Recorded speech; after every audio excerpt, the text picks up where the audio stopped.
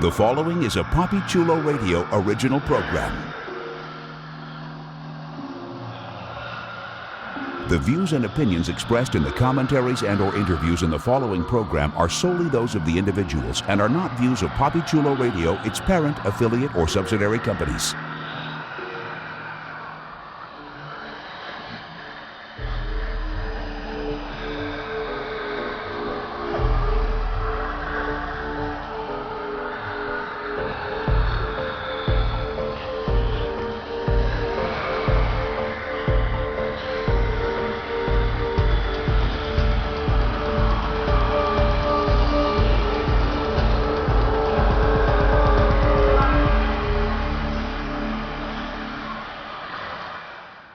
Welcome to the Cordyceps Chronicles, a PapiChuloRadio.com original series, Papi Chulo Radio, pop culture on demand.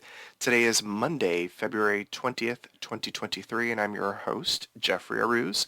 During this podcast, we'll be having an in-depth discussion on HBO's The Last of Us. Please welcome my co-host, Vinny Hatcher. Hello. Yes, we miss you, Priscilla. Priscilla could not be with us here tonight. We're going to miss your game expertise, but we will somehow trek along just like Joel and Ellie have, at least for 3 months at a certain point in this episode. This is our equivalent of going through a winter wasteland in Wyoming. Exactly. So let's jump into our discussion of Season 1, Episode 6, which was titled Kin, and debuted February 19th, 2023 on HBO. Here's the official synopsis of the episode. After ignoring the advice of locals, Joel and Ellie descend deeper into dangerous territory in search for the Fireflies and Tommy. Okay, so this episode kicked off in a way that I was not expecting. I was like, why did y'all do this? We had to get a freaking flashback to damn Henry shooting himself and Sam turning and all that kind of stuff. It was just, like, I didn't need to see any of that again. Like, it was so emotional for me last time. And I was like, did we have to start off again with, like, the most horrific, traumatic moment of the series? And yes, we did. Because, you know, why not continue pulling at or you know, shoving the dagger deeper into our hearts. But fortunately, there is a bit of a breather immediately after that. There's a major time jump, so that means, for the most part, we're not dealing with the immediate grieving aftermath of the situation. Time has passed. The traumas are still lingering, but we see our duo in a new area. And we also meet another duo, a man and his wife, whom, Joel was visiting with, and visiting is probably the nicest way to say what he was doing, but he was given some soup. Can I just say, for me, Vinny, like, the fact that this section was so light was really nice after the reminder of just the harrowing darkness of the end of the previous episode.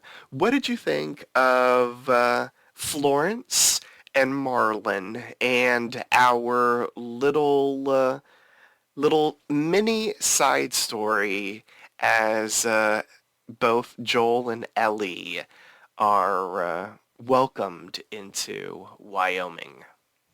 Oh, this was great. It was such an awkward experience for all of them involved in the story in this moment.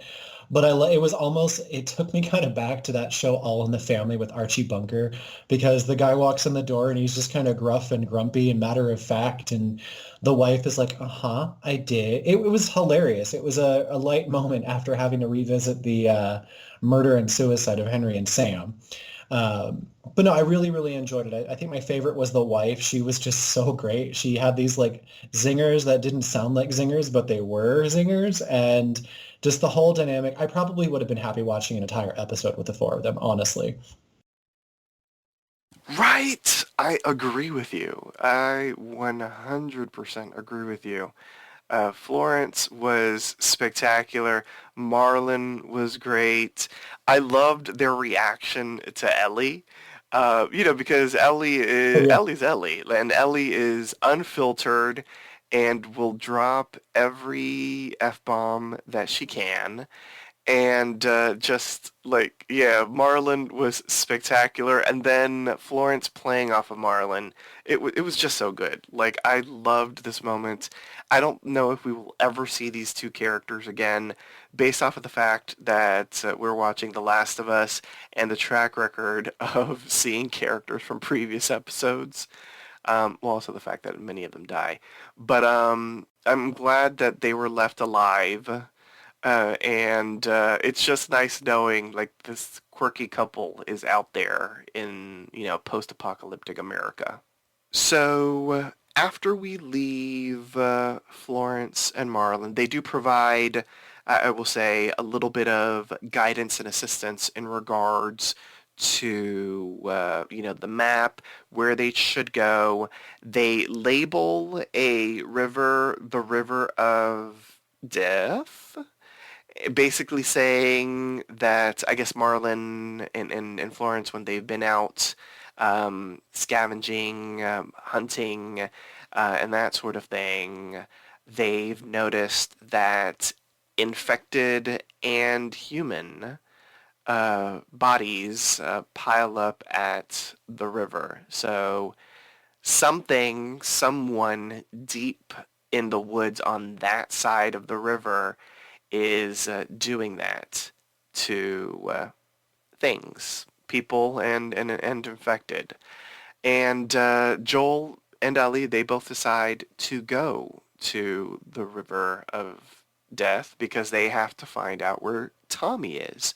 So we see them trek, and it is quite, it's kind of enjoyable hearing them talk. You can tell that their bond has grown a lot. I'm going to jump into like the next time they trek. And I want to discuss with you, Vinny, what did you think of just the bond between Joel and Ellie in this episode? Because clearly, in these moments when we see them just on their journey, their bond has grown immensely in those 3 months that we didn't see. What's your take on it? Well, coming off of the massively traumatic experience with Henry and Sam and Kathleen, they were bound to be emotionally raw because I think they both were incredibly excited at the prospect of having, not only two additional people on the sojourn with them, but someone else at least close in relativity to Ellie's age, because she doesn't get that a lot. She's been surrounded by adults carting her around. Joel had to have been relieved that, now I have another man I can talk to. I can get some adult kinship and not be stuck with the child. And then to have that so quickly just unfairly taken away from them, no matter how stoic you are in Joel's case, and no matter how hard you are in Ellie's case, it's something that's really going to get to you unless you're inhuman. And neither of them are. They're very emotional people who hide behind walls and walls and walls and more walls. So I thought this was a natural progression of their relationship, having them come out of a point of trauma and be a little bit less guarded with each other and open to developing some kind of I don't want to say parental relationship, but a friendship, and I was happy that that's the route that this went, because that's kind of what ends up happening in the game is like over time, from what I understand, they do become closer. And I think that this was handled really, really well. The things that we got to see with the way they were talking and the way they were kind of joking, I thought it was really, really well done and very fitting after what they just went through.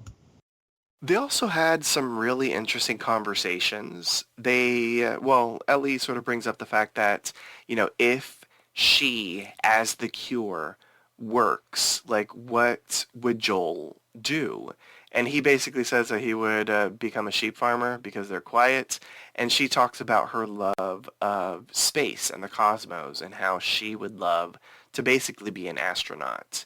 But then the conversation turns, goes from hopeful to worrisome because Ellie's like, what if it doesn't work? What if this is all for naught? And Joel does his best to reassure her that Marlene would not send both of them on this cross-country journey if she didn't think that A, Ellie is the cure, and B, that the Fireflies did not have or could not manufacture a cure for her, because she ends up talking about what she did with Sam and cutting herself and rubbing the blood on him, and she expressed that she understood at least the science that that probably is not the way that it works, which I thought was incredibly mature for someone her age, and especially because she lives in let's be real, in sort of like a vast wasteland of knowledge. Like, there isn't that knowledge out there, and the entire new generation probably has no idea how a vaccine is made and that sort of thing. But what's your take on those conversations, Vinny? I think they were very open and honest and frankly very mature and realistic. And it was kind of nice to, hear them talking openly about these things, because it's very easy to have these little sections full of fluff, the travel sections and keeping it light and whatnot. But the fact that they turn their conversations to more serious matters and what comes after, and, what if this happens? What if this doesn't happen?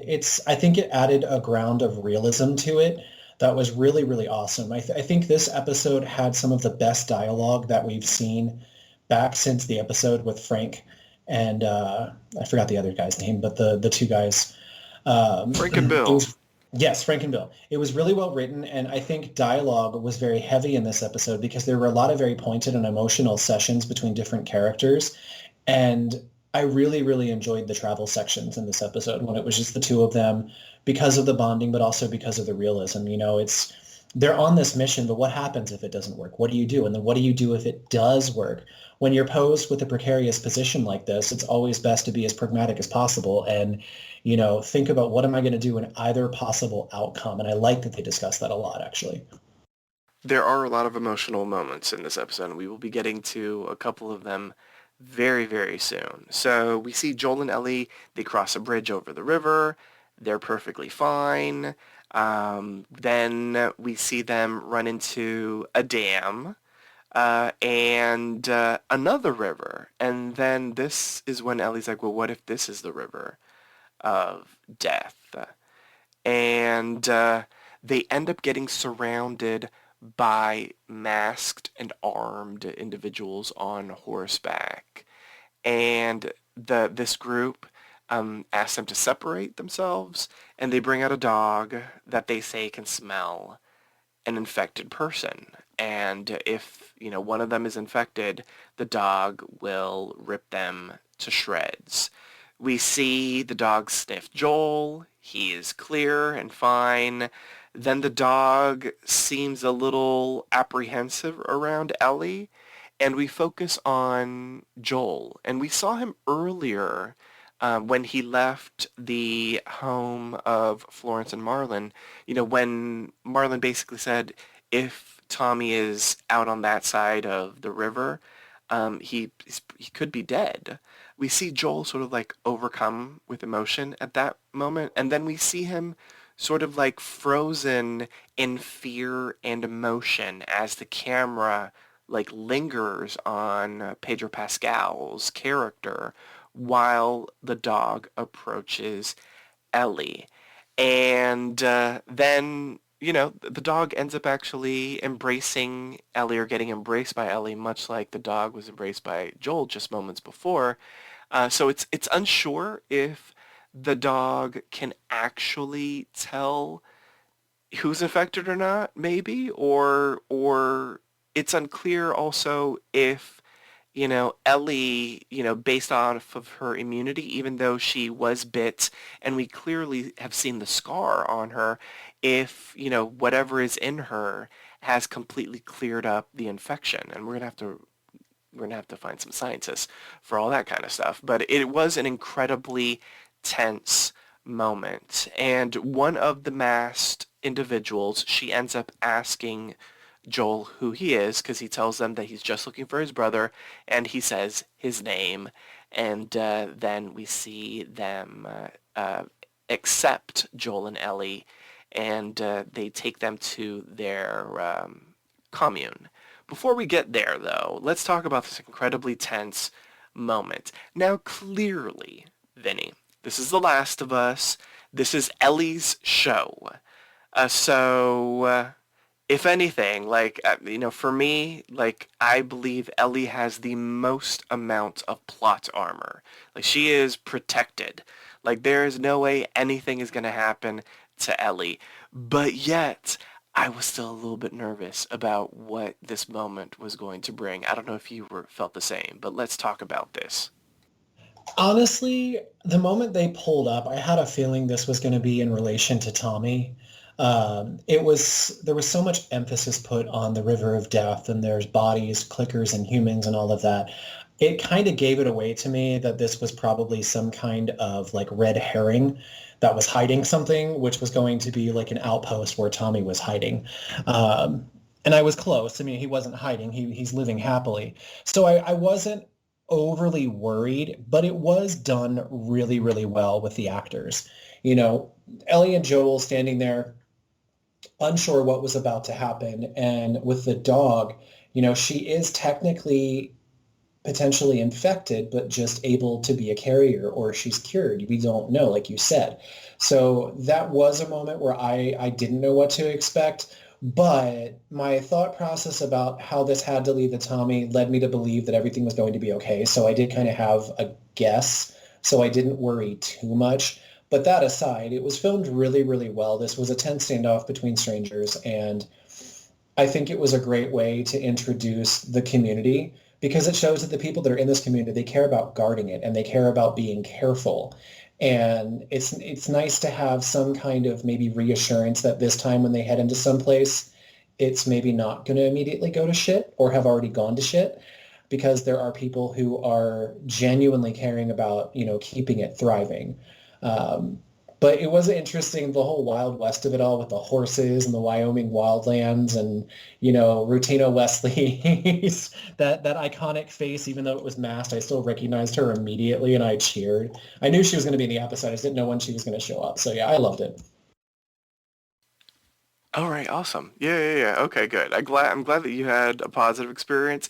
I will say this, based off of the promo from last week, like I knew where we were headed because they completely spoiled everything about the commune and Tommy and that sort of thing. But still, for a moment, I was just worried about the dog. Like I had no idea how the dog was going to react. Like I didn't think that the dog was going to even rip her to shreds, but I was very nervous about the dog situation. Like for me, like even though I knew that we were headed into a reunion, like I was still nervous. Like I was on the edge of my seat. I was like very worried about how that dog was going to react and interact with Ellie. Now, let's talk about Rutina Wesley, as well as all of the new individuals in the new area that we will be, or that we were introduced to in this episode. So this group ends up taking Joel and Ellie to their compound, their commune, this community that they've built. And we are introduced to Jackson, a thriving community complete with shops, a giant Christmas tree, children playing, and a reminder that life could potentially be lived normally after the outbreak. And it isn't long until Joel ends up seeing his brother Tommy. He calls out to him and they just embrace in the middle of the street, just ridiculously overcome with joy at seeing each other again. And we see them catching up inside a sort of dining hall. Joel and Ellie eat real food for the first time for Joel in a long time, for Ellie ever, as Tommy and Maria, the woman that spoke to Joel while on horseback, are, just getting, as much, not as much information, but, asking questions and just finding out what they're up to and that sort of thing. Joel says that he would like to speak with his brother, because this is a family matter. And basically, Tommy says that she is family. And we see that Tommy and Maria are a couple. They're married. We also get a little bit of interesting dialogue because Joel and Ellie are kind of apprehensive about the situation based off of what they were told about what was out beyond those woods from the river. And Maria explains that, the dead bodies were people that tried them. They've tried to be very careful about who they've let inside their community, and the bad seeds are the ones that tried to shake things up in a way that they were not receptive to. And Tommy basically follows up by saying that a bad reputation doesn't necessarily make you bad. So let's talk about this. The conversation that they're having. We do have, the surprising revelation that Tommy and Maria are married. Surprising for Joel because he was not expecting any of that shit. What'd you think of the reunion, Vinny, of Joel and Tommy? And then the conversation that our twosome had with this new twosome. I honestly expected the reunion between Tommy and Joel to be much more negative in the beginning. There's been this whole play-by-play of my brother, we're going to get to him, he's out there, but there was this whole story that we don't know why they separated. They parted ways back in the day, and we got a little tidbit here and there. So I just had this image of there being some massive rift between them that they were going to have to surpass before we got to the brotherly reunion. But that was a surprise because that's not what happened. And I actually was okay with it being kind of a Hallmark moment because, the one thing about family is eventually, no matter what happens between you, there's always, whether it's good or bad, there's a connection between the two of you. And there's always those moments where, most human people try to be decent when they see a family member they haven't seen in a long time, whether it's to prevent something negative or because they're nervous or whatever, but it wasn't tense. It was very Hallmark. It was very almost like I expected them to be running in slow motion across the street to hug each other. And I like how, which we'll get into later, how it was almost flipped. There was the super positive, emotional, happy reunion and introduction to the new life that Tommy has, followed then by the heart-to-heart that we'll get into later. I thought this was actually a great way to do it because the thing with Joel is he's such an Eeyore. Like literally every time I see Joel on screen in this, I just think of Eeyore and Winnie the Pooh, just the way he talks. And it's not a bad thing. That's the type of character he is. He's gruff. And you could start to see his facade shatter the moment that he saw his brother. It was his connection to his past, which by proxy is a connection to his daughter. And it's very hard for you to hide your true feelings from someone who went through something so horrible with you. And so right from the beginning, you could tell the brothers had a very open and honest relationship. And I kind of really enjoyed that. But I think my favorite part of this whole section was when Ellie just up and says, yeah, you got two old people out there shitting themselves. That was great. Ellie has definitely become the deadpan delivery of this series, and I love it. When Joel's like, hey, manners. And when she's like, hey, what about her manners? Why don't I teach her how to talk? There was a really great balance between brevity and levity in this episode with the writing. It wasn't just completely one note or really upped crazy, stressful antics. It was a more mellow episode for the most part. And very, as I said, dialogue driven. And I really enjoyed, She's family, because obviously she was going to be connected somehow. And Tommy has obviously redeemed himself and changed and turned over a new leaf and all of that. And he's happy. And so it was really interesting watching that play out with Joel because Joel is seeing everything that his brother's become. And it's like the polar opposite of how he sees himself. And that just made it hurt all the more. So as this introduction was being, taking place, you could really start to see Joel is slowly falling apart. And it started as early as the beginning of the episode. Like he's trying to make Ellie better by opening himself up a little bit to her because they both went through the thing with Henry and Sam. And now they're back in front of his brother and him and all those feelings, seeing his brother is coming up. Pedro Pascal did a fucking bang up job throughout start to finish on this episode. And in this segment particularly, the way that he was very dad-like with Ellie just hints at how much she has actually come to meet him. So I really, really enjoyed it. And I love Maria. Didn't say much, but when she did, it was very weighted, which is what I love about Rutina Wesley. So yeah, this was really great. Yeah, Rutina Wesley is everything. She's spectacular. Loved her on True Blood. Love her on, or loved because it's over, but Queen Sugar for the listeners. If you've never seen it, it's an underrated gem. She brought a lot to Maria, and I agree with you with just the very little that she said, at least in this sequence. The reunion just, it filled my heart with joy. It was just so wonderful. I mean, because we have to remember it's been years since Joel has seen his brother. So seeing them back together was really, really nice. Gabriel Luna as Tommy is just fantastic, like wonderfully cast. He's just so good. And seeing them all together was really, really nice. So after the conversation there, we we have Tommy and Maria taking Joel and Ellie on a tour of Jackson. And so we get a little bit of a download about what this community is.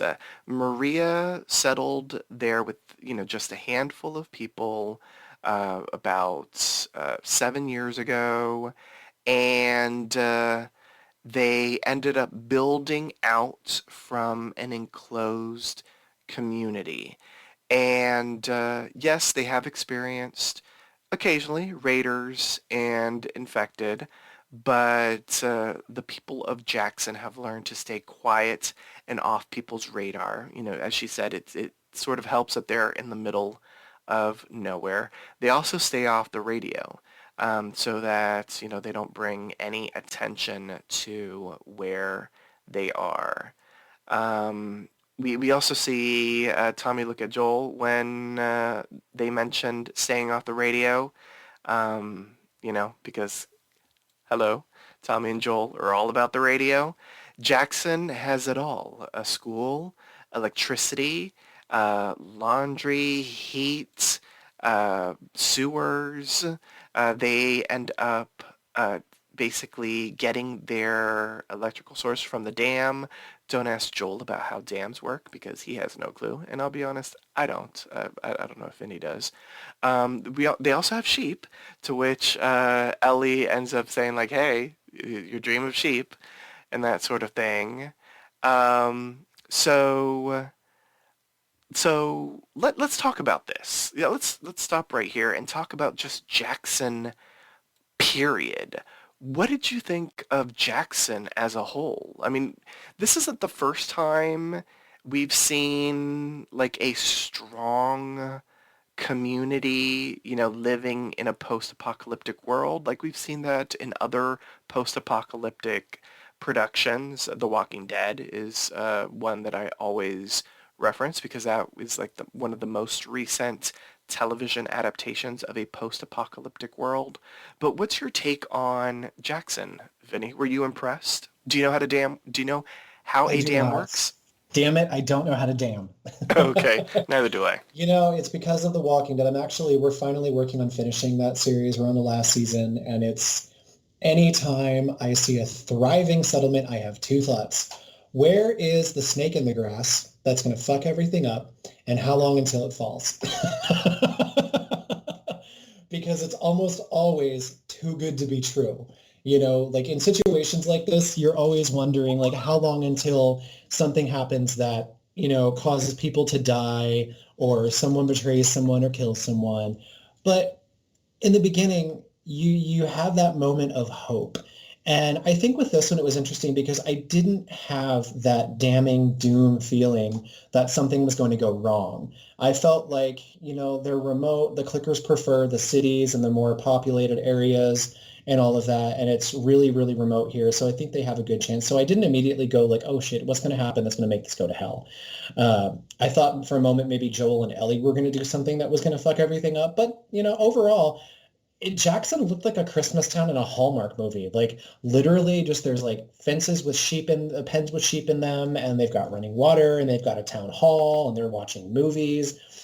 But the thing about situations like this, I feel like, and this has always been kind of my problem, is that we're probably not going to see it. We probably won't go back to Jackson, but places like this, you get very comfortable.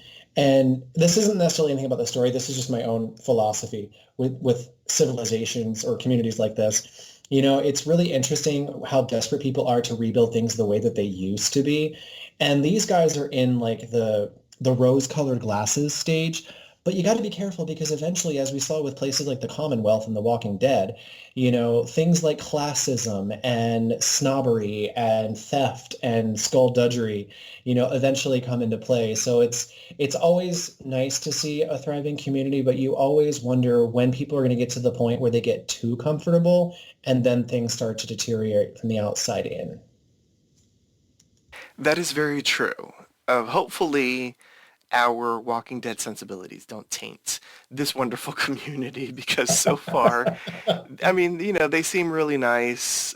Based off of what Maria said, it's a commune. Uh, Joel is like, oh, communism. But she basically is like, we all work together, we all share the responsibilities, and we all reap the benefits. Now, even though Priscilla's not here, I do have a little tidbit about how any and all of this relates to the game. So, first of all, in the game, the majority of the exposition-y, action-y type of elements that we saw in this episode are actually featured at the dam. The Jackson community that we see in this episode is very much the Jackson community that we see in The Last of Us Part 2. So well, at least the writers have kind of remixed a little bit and brought in an element from the second game into this first season, which is a visual representation, a media representation, I should say, of the first game, which is an interesting little tidbit, I would say. So after this, after the tour, Tommy takes Joel to a bar, and they end up talking about, what's been going on, what has been happening with Joel. He asks about Tess, and Joel lies and says that she's doing fine.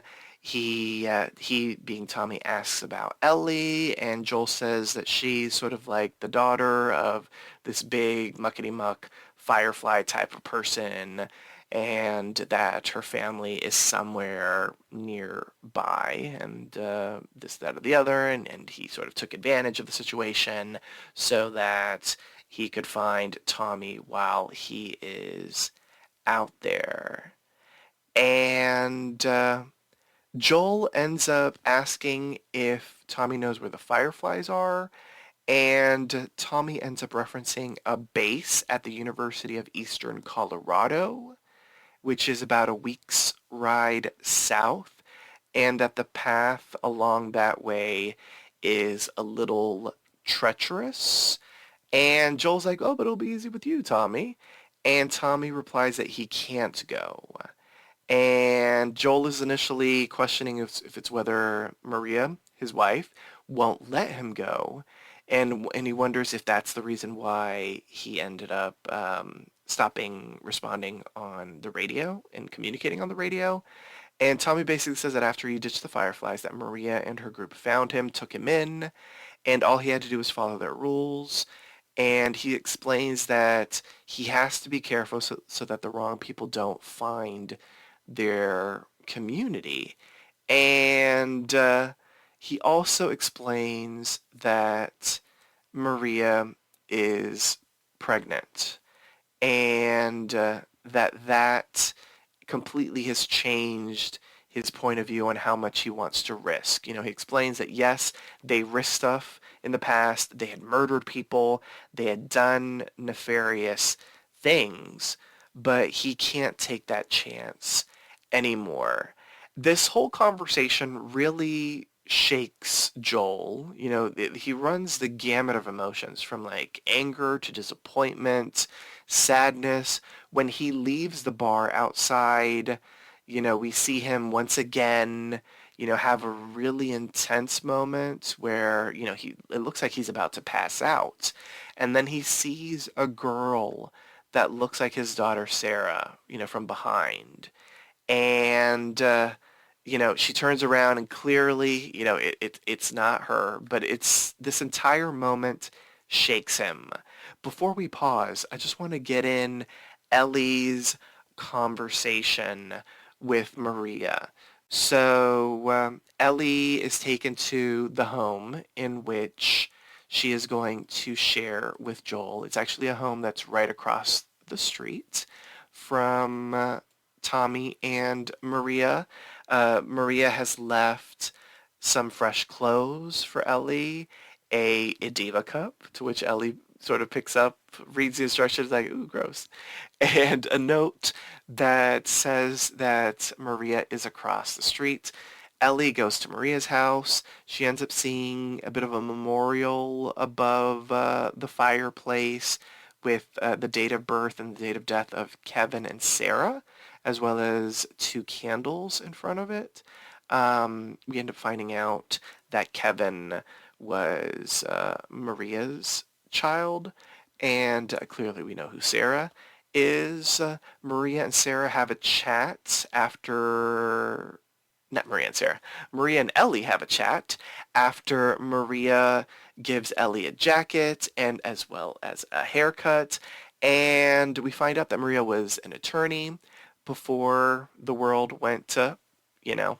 And Maria also mentions that she saw that Ellie was at the memorial, and that's when Maria explains her child and that Sarah was Joel's daughter. And Ellie finds this brand new information. She says that Joel, you know, basically doesn't speak about his past as much. He's a man of few words.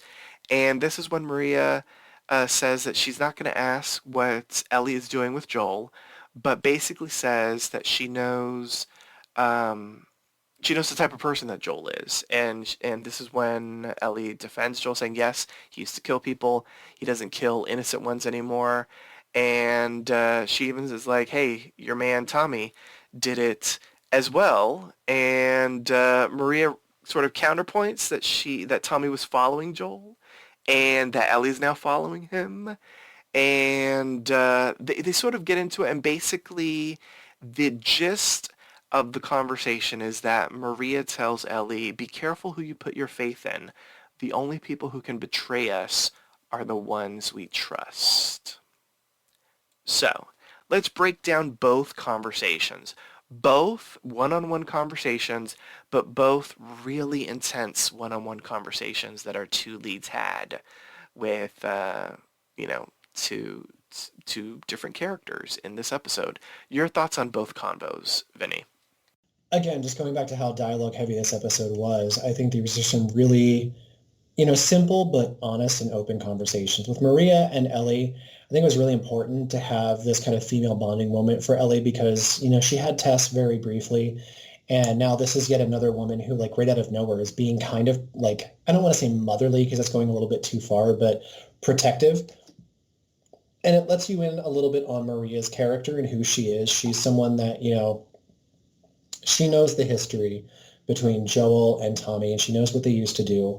And now Joel shows up, and she's probably worried that he's going to cause some shit, and he's got this young girl with him. So, you know, I like the fact that she wasn't coming from a place where she was trying to manipulate. She was being honest and open, you know, talking about Sarah a little bit and talking about the history and making sure that Ellie knew what she was getting into.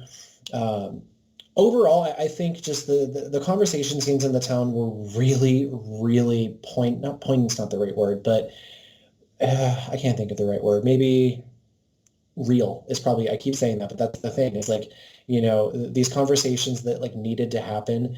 And especially with Joel and Tommy just kind of talking about, this is why I need you to do this, and oh, you can't because of this, and I don't think I'm going to be a good dad. Their conversation between the two brothers was really, really eye-opening because we haven't seen their relationship since the first episode. And to see the brotherly bond was still there, as well as, the realism of Joel's feelings and how he was afraid of what he was doing and what he was going to do and how he couldn't protect her. You can really, just goes back to what I said before, his facade is crumbling and he is worried that he's not going to be able to save her and he's going to fail. Again, he has this massive inferiority complex when it comes to protecting the people that he loves. So even though nothing was really happening in this episode until much later in it, the emotional ante was just continually upped by the revelations and just the open conversations that happened. And I thought they were great. Totally. Oh gosh. Both conversations were incredibly intense, incredibly necessary, and just fantastic to watch. I mean, the show does a fantastic job with casting the actors because, oh, good grief, the emotions of Tommy and Joel at the bar, and then the intensity of Maria and Ellie together. And Maria, at the end of the day, like Maria's just looking out for Ellie. And also at the end of the day, like Tommy's looking out for himself and his family and the community that he has created and built. So the stakes are high for this brand new couple that we were introduced to in this episode, and I completely understand why they are reacting the way that they are to Joel and Ellie, but yet, like, we know these two characters. Like, we've been experiencing what they've been experiencing for the past handful of episodes. So we know Joel and Ellie, and we know what they're trying to do and how they're trying to change the world. So it's like, I fully see the counter argument, but I'm still team Joel and Ellie, and I want them to succeed in what they're trying to do. But I will say Maria's advice was really good. Just period. Like, it's best not to fully trust somebody because then they can't betray you. I was like, okay, those are fantastic bit of advice right there. Okay, so Maria ends up inviting Ellie to go to the movies because yes, in Jackson they have a movie theater and they go see The Goodbye Girl. And Ellie sees that Maria and Tommy are having a conversation and they end up, going and having a chat about, I guess, what Joel had said. Joel is trying to fix his shoes at a nearby shop. Like we had seen him fixing his shoes earlier by using some duct tape. And Tommy ends up bringing a new pair of boots for Joel. He apologizes because, he knows that what he said, must have been hard for Joel and that Joel has been living a hard life without him. And Joel, basically asks, the serious question, is going to the college a suicide mission? And Tommy says no, but it is a hard mission, but nothing that Joel can't handle. And this is when Joel, gives a whole bunch of information. Like, basically, he gives the truth to Tommy that Ellie is immune and that this is a journey to some fireflies who can create a some sort of cure for what's going down with the cordyceps infection. Tommy ends up asking him to break everything down, and so he breaks down everything that happened before, and everything that happened once Joel met Ellie. And he even explains that Tess is dead and that this was her dying wish to have Joel make the cross-country trek. And and so he also explains that there was a moment when Ellie had to save him, and he isn't sure if it's because he's deaf in one ear or if he was too slow. He starts questioning if he can protect Ellie. And he also expresses that he's been having these moments where, he kind of has a panic attack and he isn't sure if he can properly protect her, but he feels overly protective of her, and that's why he wants Tommy to take her. He is scared that if he makes this journey and something happens, he's not going to be able to protect Ellie because he's been having moments in which this fear overcomes him and he freezes, and he's so scared that he feels like his heart is just going to stop. He also says that he dreams every night, but he can't remember any of his dreams, but he feels that he's lost something. So he says that he's even failing in his sleep. And so Tommy ends up basically agreeing to take Ellie instead of Joel. Now, let's talk about this, because good grief, Pedro Pascal. If he hadn't earned an Emmy nomination throughout the series, in my opinion, it is this scene.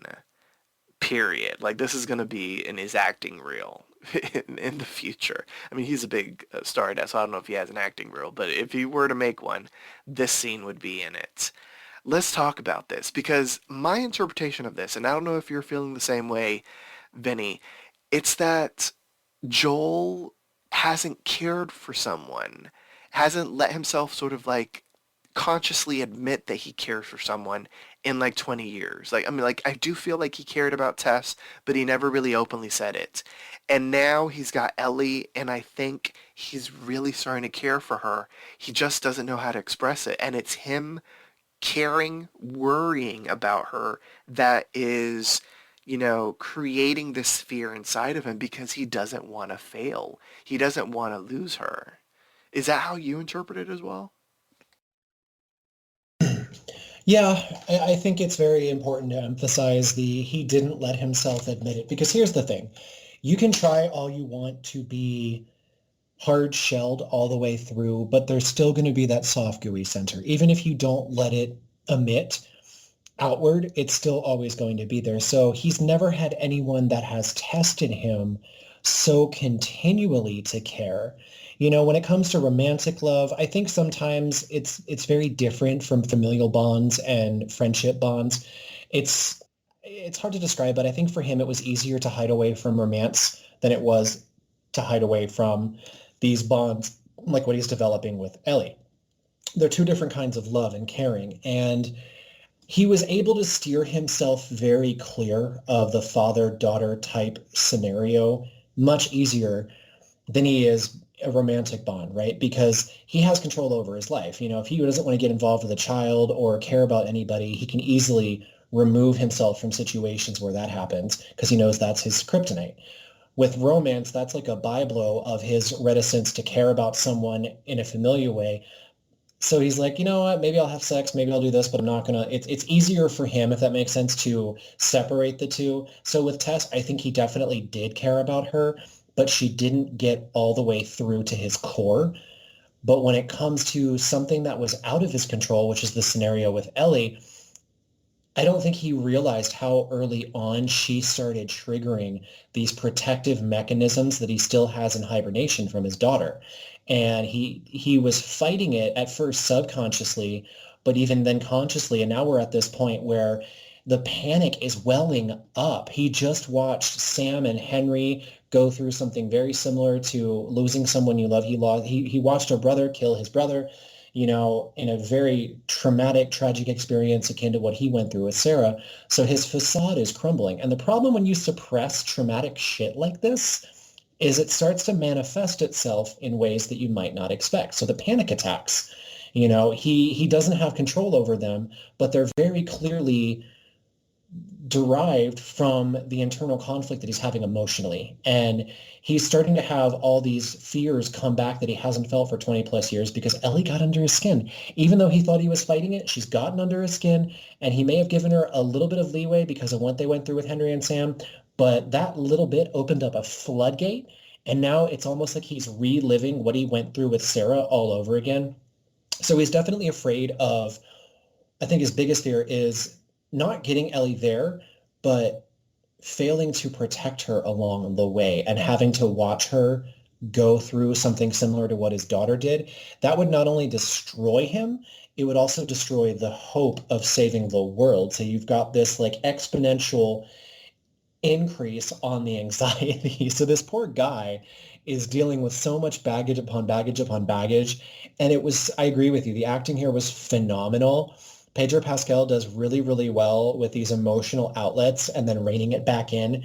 Watching the sheer raw terror on and sadness on his face almost brought me to tears.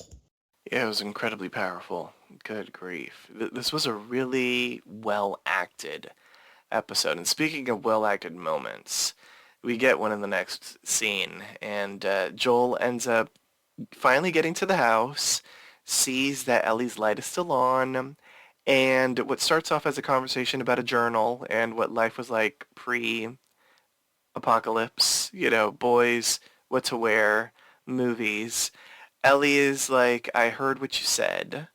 I know that you're going to ditch me and have Joel. You basically asked Joel. You asked Tommy to take me instead, and she's like, "I stood up for you today. Like, how could you do that?" And he's basically like, "I made the decision for your own good. You're better off with Tommy." And she basically is like, "What are you afraid of?" And she says, "I'm not her. And he's like, "Don't say another word." And she apologizes to him for losing his daughter, but she's like, "I lost people too." And he's like, "You have no idea what loss is." And basically, he basically does his best to say to her that Tommy's going to be taken her. Like, he does his best to try to counter argue, I should say, everything that she's saying to the fact that, to the decision that he's made, that Tommy should be the one to take her. And so, yeah.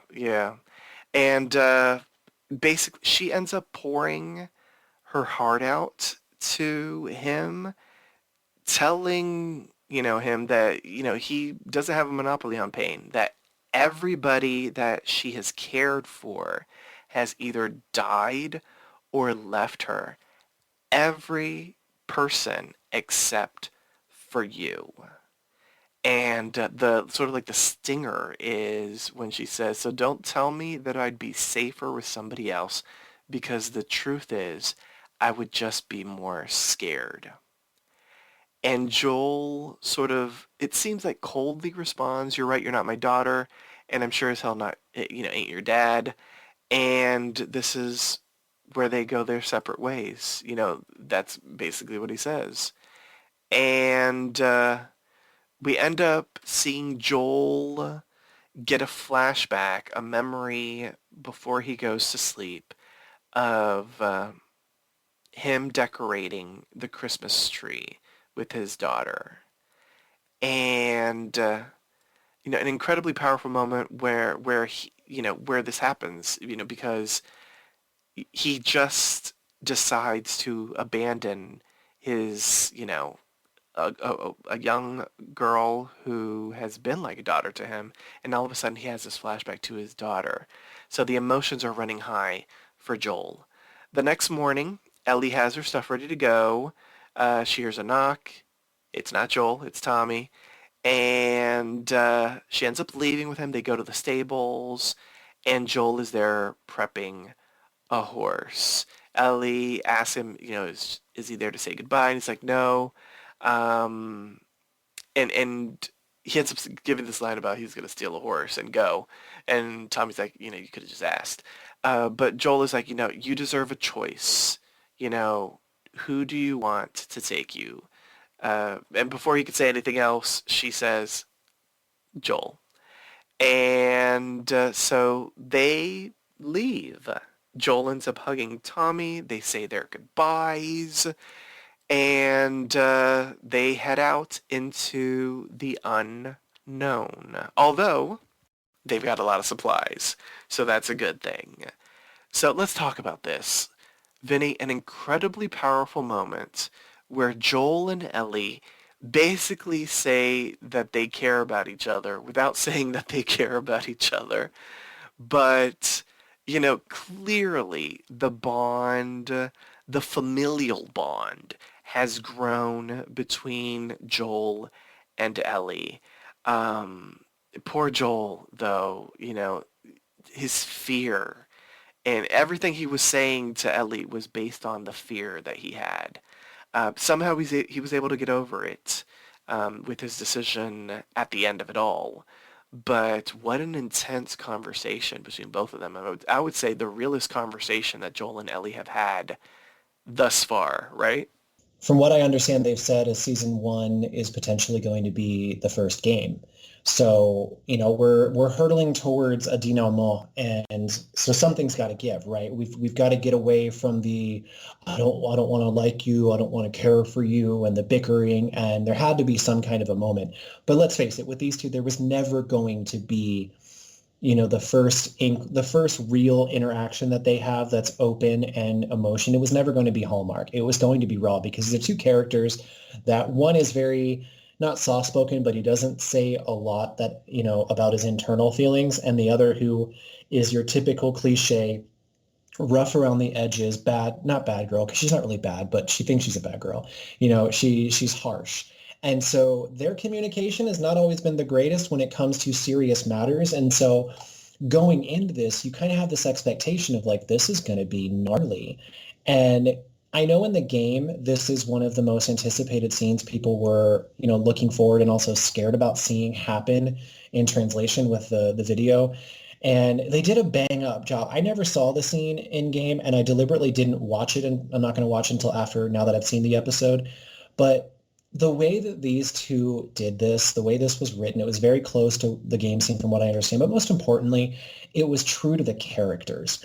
Ellie, even when she's opening up and she's delivering the truth, she's being harsh and bitchy about it because she doesn't like sharing her feelings because she's lost everybody. And Joel doesn't like it because he doesn't want to admit weakness. He doesn't want to admit, that he's scared because he has to be this big figurehead that's like saving her and taking her. But now, after being, talked to openly with his brother, he's starting to realize that he can't go on the way that he has been in the past. And he's worried that if he can't go on like that, he's not going to be able to protect her. And so you have these two people with their own issues and baggage trying to communicate openly and honestly. So of course it doesn't happen exactly the way that either of them might have wanted it to happen, but this needed to happen. As I said, this was the crescendo they've been building towards. An open, raw conversation about why she wants to stay with him and why she she basically said, I've come to care about you without coming out and saying, I care about you. She's letting him know that like everyone has left me except for you, but now you're going to leave me, basically letting him know, look, I've bonded with you. I care about you. And he's trying to say, I get that, but I don't think I'm good for you anymore. And she's like, I don't care, but he's still taking the coward's way out and she's pissed about it. This was hands down the best scene in the entire episode, after Florence and Marlon, of course. Um, but yeah, it really, really was. And I think after this, the episode kind of does a 45-degree change. And we'll get into that in a minute, but it needed to happen. It's been building up over the past 5 episodes, and we really needed to have an honest moment between these two. And this was the perfect time because they're in a moment of protection and sanctuary, and they're now having the first real time to relax a little bit and think. So, of course, these feelings crept in. Totally, yes. And we needed this conversation because of what happens in the next sequence. So let's go on that journey. We see Joel and Ellie. I should say we should see Joel teaching Ellie how to use a sniper rifle. And we see them, have a wonderfully jokey time as she learns how to shoot it. And then we hear them have a really great conversation about Jackson, and was that how things used to be? Joel ends up saying that there were two types of people in the world, those who wanted to own everything and those who didn't want anyone to own anything at all. Joel says that he was neither, and she asks what he did, and he was a contractor. He explains what that is, and he explains that everyone loved contractors. And so we learn that, or I should say, well, time passes, and we learn that they have been on the road for 5 days, and that they were able to get to the college from Jackson in a record time. And when they arrive at the campus, it looks abandoned. There are monkeys running around the campus. It seems like desolate, like no one's around. But Joel is like, no, the fireflies would be in the center of the property, so that the rest of the property ends up protecting them. And they get to they get to where the biomedical sciences building is, because there's the firefly logo on the sign. So they take that to mean that the fireflies must be there. But the lookout point, Yeah. yeah, where fireflies should be there at their post, are not there. Like, there's no one there. And so Joel seems a little worried about them entering the building. They end up tying up their horse, and they do enter, and it becomes clear that the fireflies have abandoned that location. And so they start looking around to see if there's a hint as to where they could be, because they end up finding sort of like a checklist that looks like a packing list. They hear a noise from the second floor, so they go up to investigate, and no, it's not clickers or anyone else. They were just some monkeys, being incredibly curious in the building, and they swiftly jump out the window. And they end up finding a map with several pins heading towards a particular location. That location is St. Mary's Hospital in Salt Lake City, Utah. So they deduce that this must be where the fireflies are now, where they moved to. They end up hearing some voices. They look out the window and they see 4 raiders there to raid the location. So they quietly and quickly exit out the back entrance. They run to their horse, but Joel is attacked by one of the 4. He ends up successfully taking the man out by snapping his neck, which I was very impressed. I'm assuming that's incredibly difficult, but props to Joel. And it looks like they're safe. But this is The Last of Us. And we see that Joel has been stabbed in the gut by a makeshift pointy instrument. He pulls the makeshift weapon out, and we all get about as worried as Joel looks at that moment. The other men start running into their direction, so Ellie helps get Joel on the horse, and they flee. They escape from the men. They're safe, way down the road, but Joel isn't doing so well, and he falls off the horse. A lot of blood is being lost. Ellie tries to do what she can, but she's just, crying. She's emotional. She's begging him to get up. She doesn't know what to do without him. She doesn't know, what to do, that she needs him. And the episode ends with an acoustic version of Depeche Mode's Never Let Me Down Again playing. And as we learned at the end of the very first episode, that 80s music is used as a symbol of danger, and clearly we're ending in a very dangerous way. Now, I don't think Joel is going to die, but I have no idea how they're going to get out of this situation. because she is a 14-year-old girl, and I don't feel like she has any medical training. So, what the hell? Um, Maybe this is it for Joel. Joel is dead, listeners. Get over it. No, Vinny, what did you think of these final moments? And we're ending the episode here. Are you worried for Joel at all? Do you think I am maybe not. Ellie knows how to crochet and she's just gonna knit it back together? Like, are you worried? No, only because I do know how the first game ends. So if they're staying as true as they have been so far, I don't think this is it for him yet, if at all. But at the same time, doesn't mean that it emotionally punched me in the nards any less. I mean, this was bound to happen. The moment they had their emotional exchange and then a happy, sniper training after, we knew that something was going to come that was going to really test the rawness of their newfound, openly caring maybe isn't the right word, but their newfound, newly forged relationship. Um, so I'm not worried for him, but I'm worried for Ellie because she's already been through so much that regardless of whether Joel lives or dies, this is going to scar the character. And it just goes back to what she said. Everyone who I've cared about has either left me or died.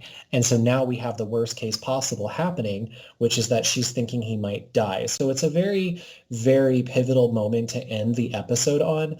With me knowing what happens in the game, I'm not as worried, but still at the same time, when I look at the emotional ramifications for Ellie, it is pretty serious. Yeah, like how the hell? Like they're gonna have to find a nice person to help.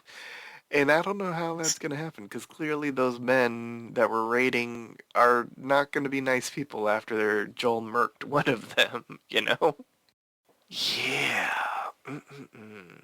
I have no idea how this is gonna get fixed. And based off of the promo for the next episode, I feel like we're not gonna find out until the episode after that. I won't ruin anything if you didn't see the promo. Um, but yeah, I'm worried for Joel. Yeah, I have no idea how this is gonna get fixed. So hopefully there's a nice person out there that's just walking who happens to be a doctor and can, fix, stitch Joel up, maybe has some antibiotics and that sort of thing.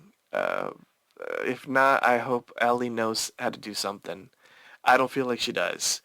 Yeah. Ellie, I have no faith in you. But maybe you do. Maybe you learned something at like Fedra, and they gave some sort of scouts type of instruction on if you get hurt, this is what you should do, and maybe those memories will start flooding back. But outside Possibly. of that, like, I have no idea how Joel is going to survive. Although do feel like he's going to survive. One thing that's interesting though Hmm. is, and I'm not a nurse or a doctor or anything, but I've seen enough of these scenarios in movies and whatnot, and I've, encountered, people who work in EMT. But am I wrong, or when you were stabbed like that, isn't it really fucking stupid to pull the weapon out before you can get help? I believe that is true, and I believe what I will say is I think it was more so a panic reaction versus There anything you go. else. But it definitely made his situation worse because of all places to have been stabbed, he was stabbed in the stomach. And any kind of wound to the stomach is like known as like the worst. Which is probably why the writers wrote it that way. Yeah. Oh gosh. Mm-mm-mm. And that was a big ass pointy thing. Like, Remnant of mm-mm-mm. that baseball bat that broke when the guy swung at him. Right? That was Yeah. a lot. So he's got splinters too. Yes. Yeah. Mm-mm-mm. Joel, we're thinking about you. You're gonna be fine, but we're very worried for you. All right. Was there anything that I missed or anything that you wanted to bring up before we head into the MVP, Vinny? So once again, the filming on this show is phenomenal. I mean, I have a bottom line 4K TV. I don't have like OLED QHD or anything like that, but it is just literally some moments it's like I'm watching the Discovery Channel. The people who are filming this have an amazing eye. Totally. I agree with you. It is a gorgeously shot movie. Not movie, but a gorgeously shot series. Period. Especially for the post-apocalyptic world. It is just the way that they've been able to shoot it and the way that they've been able to do the sets and everything. I mean, it looks spectacular. So now it's time for the MVP, the most valuable player. State which character impressed you throughout the episode and why. Once a character has been chosen, they cannot be selected again. So, choose wisely. All right, Vinny, you're up first. Who is your MVP and why? Oh man. There actually, for once, there are so many choices in an episode. It's kind of nice. Like if Priscilla was here, we would have an embarrassment of riches. Right? um, you know, oh, there's so many good choices. But honestly, for me, and this is going to seem silly, but I'm going to sell it. It's Florence. I Nice. Yeah, because, when you have shows like this, you have the bad and you have the good, but they're always like extreme. But you don't often get those vignettes and those moments that are small but have like resonating ramifications. I wouldn't say that Florence and Marlon had ramifications, but in a way, the two of them did kind of act as like a parallel for Ellie and Joel. Obviously not romantic, but the way that Florence and Marlon played off of each other and the way that Florence kind of came back and was like, uh-huh, uh-huh. It was almost like the bickering that Joel and Ellie have. And these two characters, for some reason, they just stuck out to me even after the episode was over and I met Tommy and I met Maria, who was my number two. I think the reason that for me, Florence was my MVP because she provided a moment of comfort in an unforgiving world, which I think more than anything for Joel and Ellie on their journey was something that they so desperately needed. Joel letting his guard down around them, what was she gave him soup, she didn't get up from her chair and try to attack him. It was a moment of comfort that these two characters are probably never going to know again. They didn't even have it when they got to Jackson. This was just an isolated incident that was something that I think that kind of helped both of them. There's still good people in the world, and I think it's important to show that in movies and shows like these. You don't always have to have zombies or clickers or massive battles or always have these, megalomaniacal villains. Sometimes you just really need to have the small moments. And I love when we have vignettes like these of the journey of characters and they meet someone or a couple or whatever or family that we never see again, but we remember them. And these two, especially Florence, are the ones that I remember the most of this episode, so they get my MVP. She does. Very nice. I agree. If this was an episode where we didn't have many choices, she would be up there on my list because she was fantastic. There were just so many choices in this one. I almost wish that Priscilla was here because then she would be able to take one of the ones that we aren't choosing. Right. Yeah.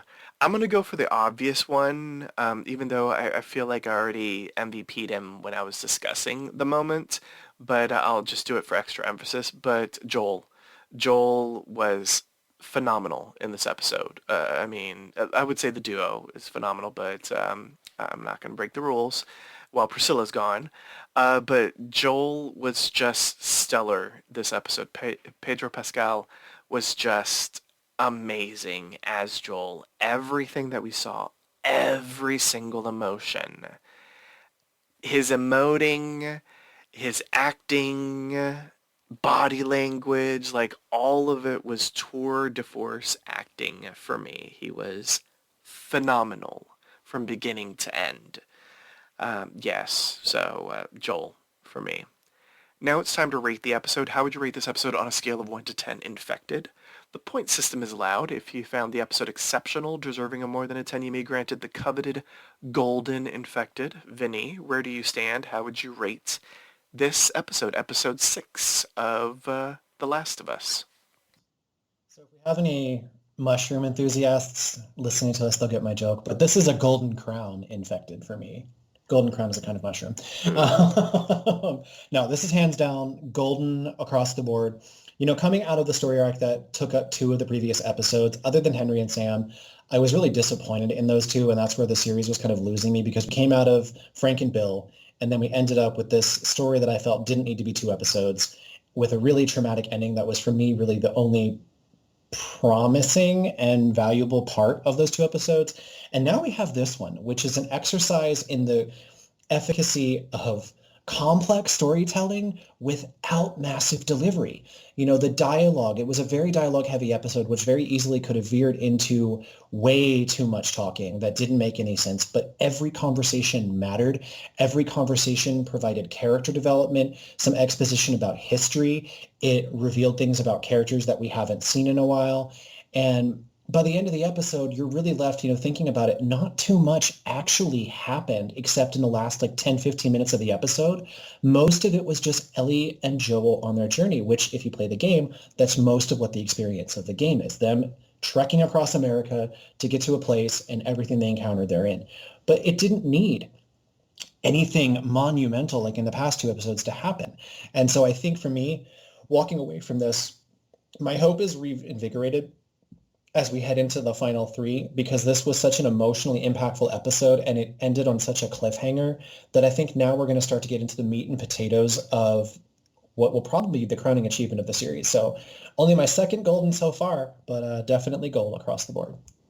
And I will co-sign. This episode was fantastic from beginning to end. It wasn't action-y or anything like that, and I think we expect something like that from a post-apocalyptic world show, but the exposition was just so damn good in this episode. From beginning to end, from the couple that we met at the beginning to the various one-on-one conversations that were had in this episode, this was just an incredibly well-written and a beautifully acted episode from everyone. If I could give a collective MVP to every single person in this episode, I would, because I feel like everybody really shined brightly in their individual roles this episode. This was just a fantastic episode from beginning to end. So I will co-sign with you, Vinny. This is a golden episode of The Last of Us. And on that note, join us next time for a brand new installment of the Cordyceps Chronicles. Here's our announcer to remind you on how you can interact with us. Follow Poppy Chula Radio on social media. We are on Facebook, Instagram, Twitter, at Poppy Chula Radio. Do you have any questions, suggestions, comments, or concerns? Email us via contact@poppychularadio.com. Are you interested in joining the Poppy Chula Radio team as an on-air personality? Email talent@poppychularadio.com. Binge listen to your favorite Poppy Chula Radio programs by visiting poppychularadio.com/archives. You can also download tonight's broadcast and the rest of the series through Apple Podcasts and Google Play. Just search for the Cordyceps Chronicles and subscribe. Thanks, announcer. My co-host, please wish the listeners a good night. Don't worry too much, everyone. I'm sure we'll find out what happens to Joel soon enough. Thanks for tuning in. Subscribe to the Cordyceps Chronicles via Apple Podcasts, Google Podcasts, Spotify, and iHeartRadio. New episodes release every Tuesday. You can also download the entire series by visiting poppychularadio.com/archives. Good night.